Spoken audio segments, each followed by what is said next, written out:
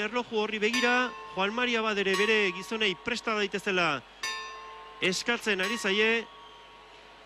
Une gogoan garria zalantza izpirik gabe Juan Mari Abadentzat ere gaurko hau, musikariak prest, danborjole eta barrilloleak ere prest. Eta adi.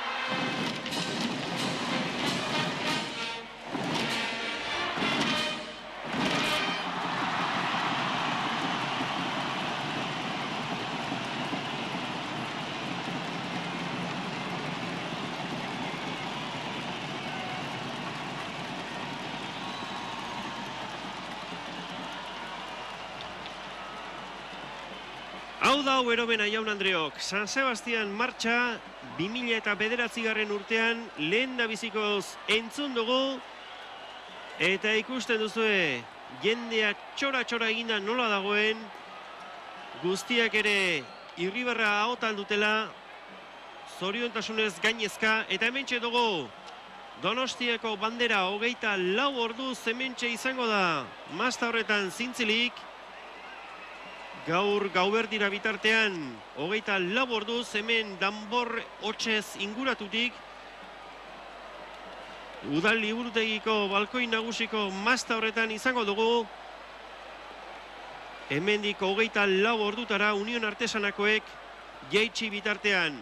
Ordura bitartean jaun Andreok Donostiako kale bazter guztietan festa, danbor hotxa eta jaigiroa non nahi aurkitu ahal izango ditugu.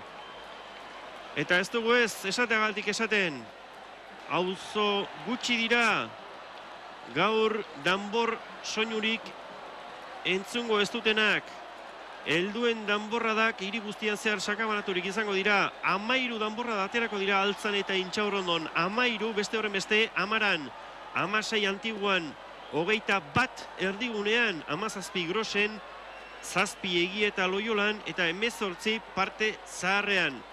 Denetara 105 helduen danborra da, guztira 12.133 gizon emakume danborrak eta barrilak astintzen. Ez dira ez nola nahiko zifrak eta kopuruak, hilabete luzez entsaiatzen aritu ostean, San Sebastian egunez, hementxe dira guztiak ere, jaigiroa bete-betean bizitzeko eta biziarazteko prest. San Sebastian martxa entzun dugu.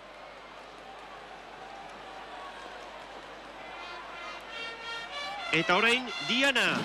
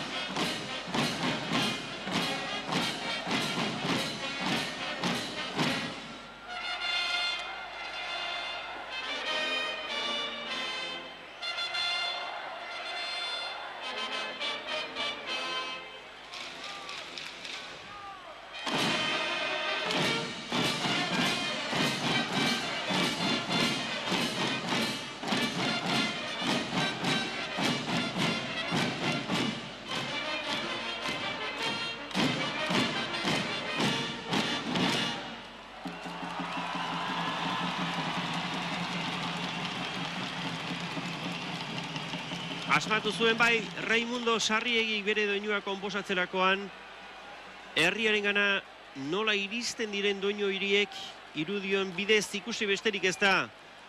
Barru-barruraino sentitzen dituzte donostiarrek Raimundo Sarriegi konposaturiko doinuak, eta urte mordoska bat pasaden arren, bizi-bizirik diraute doinu horiek guztiek donostiarren bihotzetan eta buruetan. Hortxe ikusten dugu bandera hori, Donostiako bandera, eta hemen ikusten ditugu Gaztelubidiko danbor joleak, ez da ez atzo goizekoa danborra jotzeari dagokion ohitura hau ere, itxura guztien arabera, lehen danborra da 1826 urtean egin zen. Orain mende terdi pasetxo beraz, eta oso modu xelebrean gainera. Garai hartan itxura guztien arabera gerra denbora zenez, Donostiako kaleak soldaduz beteta omen zeuden, eta gazte batzuk, bromarako eta parrandarako beti prest zeuden donostiar kaskarinak izaki, soldadu horien desfileak imitatuz hasi omen ziren. Hasiera batean modu espontaneoan, bapatean egiten hasi zena, pixkanaka herriko festaburua ospatzeko ohitura bilakatuz joan zen. Lehen da biziko urtetan upeljoleak besterik ez ziren, hiria gaueko ordu txikitan Sant Esteban Maixo Handiaren 8koa joaz zeharkatzen zutenak, hasierako barril jole haiekin